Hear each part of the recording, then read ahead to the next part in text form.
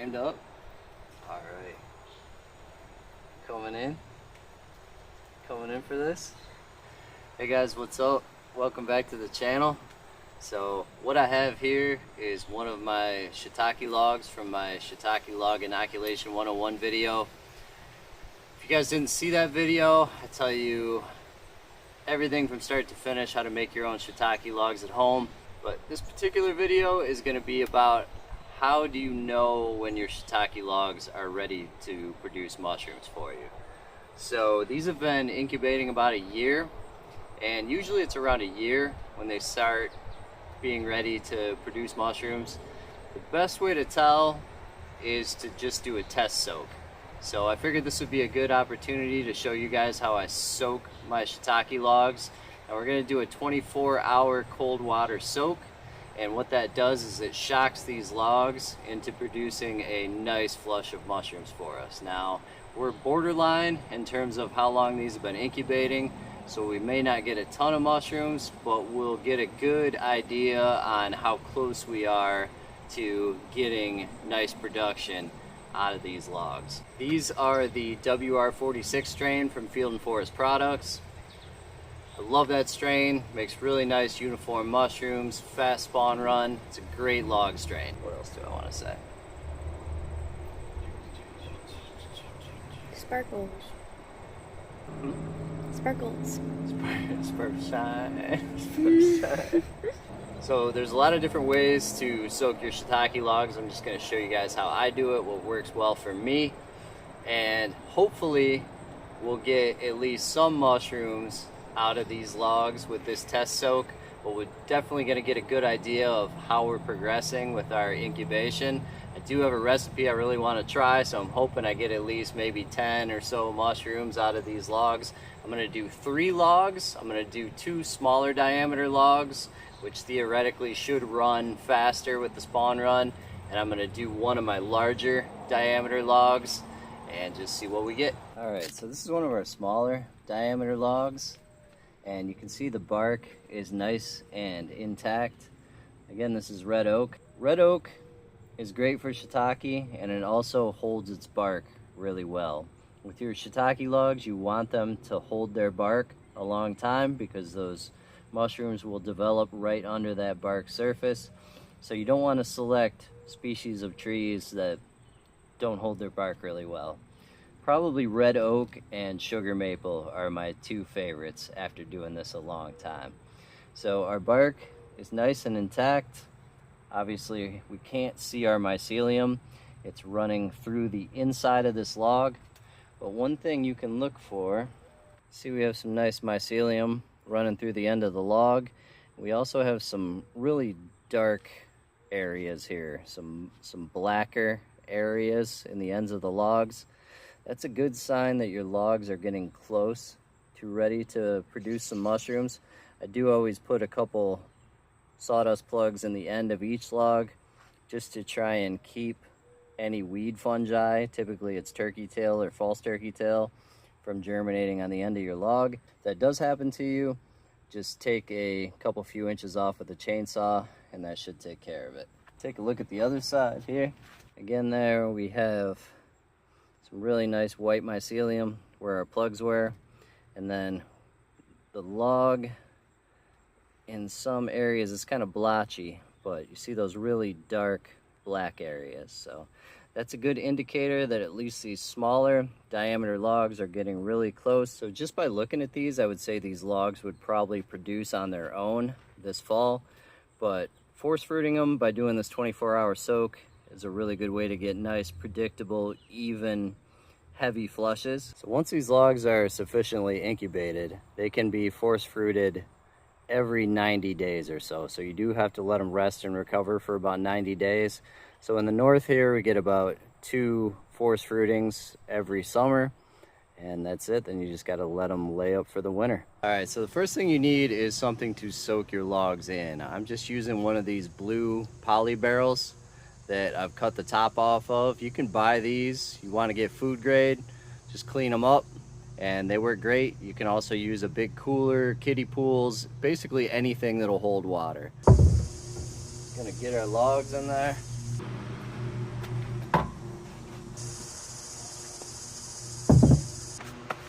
Alright, so 3 logs in here.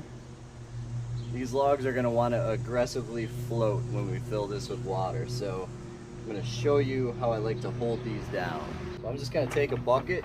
If you're doing more logs, you would just have to find a container that would fit over top of them to hold them down. I'm just going to take a bungee cord, and I have a couple holes drilled in this barrel.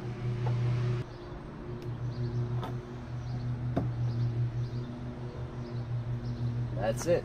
That'll hold your logs down. So now I'm just going to get a couple blocks of ice. What I do is I freeze milk or water jugs, and I'll put a couple of them in here too to help keep the water nice and cold.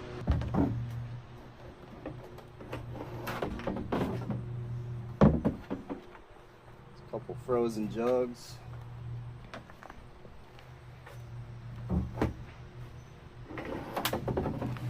All right, now we're ready to fill it with water. I'm just using regular tap water. Regular tap water works fine. Well water, doesn't really matter.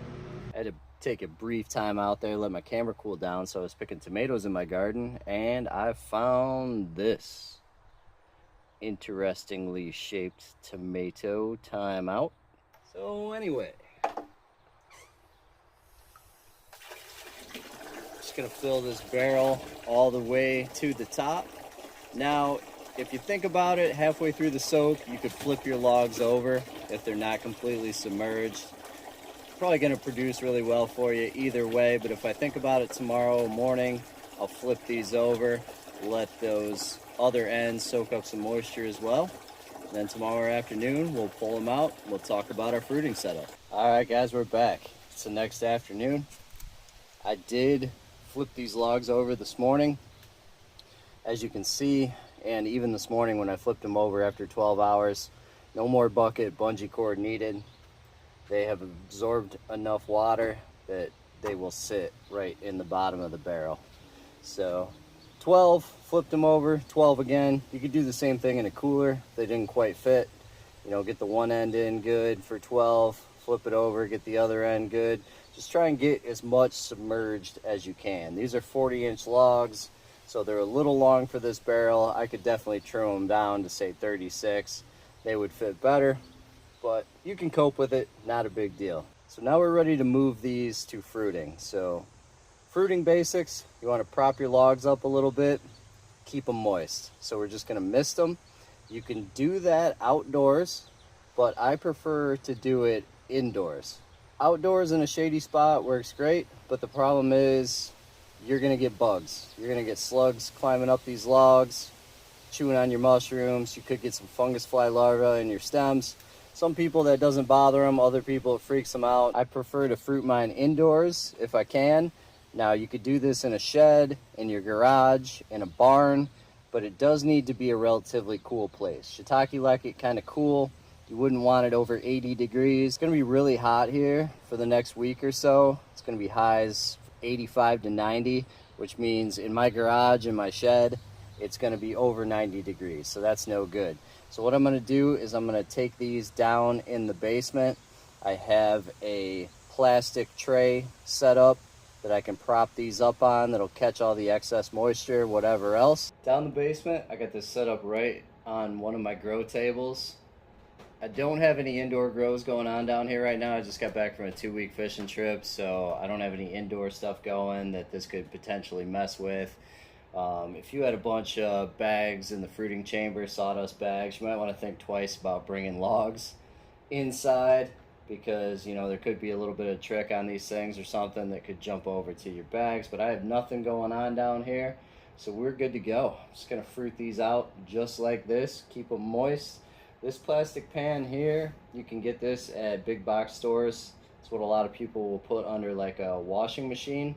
Just a nice heavy duty plastic pan. I just have the heads propped up on a vegetable crate. Just want to keep them up a little bit because the mushrooms are going to pop underneath the logs as well. I want to give them some room to fruit. Got the lights going, 12 on, 12 off. You wouldn't even have to do lights if you just had some windows in the room. Just the light that naturally fills the room would be enough for these mushrooms. So we have about 64 degrees down here right now, 64% humidity. So we're gonna need to supplement humidity just a little bit. I'll watch when these mushrooms start popping. A couple things you can do. I could set up a visible mist humidifier, just kind of drop invisible mist on these logs just to keep this area right here a little higher in humidity, or you can just mist. All right, update time. So we have mushrooms on 2 of our logs, but not on the 3rd log, which is the larger diameter log. So that tells me that these smaller diameter logs have probably incubated just long enough. The larger diameter logs, which I have 2 about that size, are just going to take a little bit longer. But we do have some nice mushrooms on our smaller diameter logs here. Various stages of growth. Some are almost ready to pick, like this guy over here and that one up there. Other ones, they need a couple more days. I've just been misting them. So I just have a little spray bottle here, a few times a day, just hitting them up. So these mushrooms are looking pretty good. They're growing pretty quickly. So when they first start to pop, you'll just see like a little bulge in the bark, and then within a day or 2 you have a nice little shiitake button like this guy, and then they will mature from there. From this button stage to about ready to pick, you're looking at, I would say, 3 to 5 days, depending on temperature and humidity. So I would say, based on what we're seeing here, all of these logs will probably be ready to go by this fall. That'll be about a year and 3 months of incubation time, and they should all be ready to force fruit at that point, even the larger diameter logs. So I may give this another go this fall before it cools off. Once it starts to get cold in the late fall, you won't get the response from the logs. The cold shock just won't really affect them because they're already cold to begin with and wet. But it looks like we're going to get about a dozen nice mushrooms off of these 2 logs here. Time to pick. So picking these shiitakes is pretty easy. You just grab them by the base of the stem and twist gently, and they'll just pop right off for you. It's easier harvesting them on the logs than it is the sawdust blocks. So if you look carefully here, these more mature mushrooms are actually dropping spores pretty heavy. It looks like wispy smoke around the mushrooms. It's always cool when the camera picks that up. So I picked the more mature mushrooms first, and I let them go another day. This is a 24-hour time lapse. You can see those mushrooms expanding, smaller ones. And then the next day I went ahead and picked them off as well. And then I just moved these logs back to where I have them incubating. Show you where I'm resting these logs. I have them underneath all these hydrangeas. That's where they are down in there. Just give them a little water every once in a while. One thing I noticed as I was putting these back is that our big log that never produced any mushrooms was starting to make a little baby shiitake for us. So it was trying. Just needs a little longer to incubate. So I'll just let them chill here. Definitely make another video at some point with these logs when they're really ready to produce. Maybe we'll see how much production we can get out of 5 logs, so you'll know what to expect if you get some shiitake logs going in terms of production. All right, so here's our final harvest. Got a baker's dozen. Not great, but I'll take it.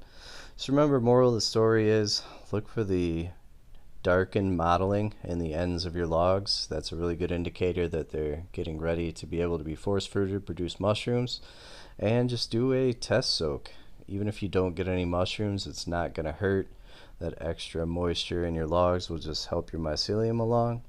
So as always, guys, hit me up in comments. And if you get anything out of this video, please consider supporting me on Patreon. There'll be a link in the description. And I will catch you next video.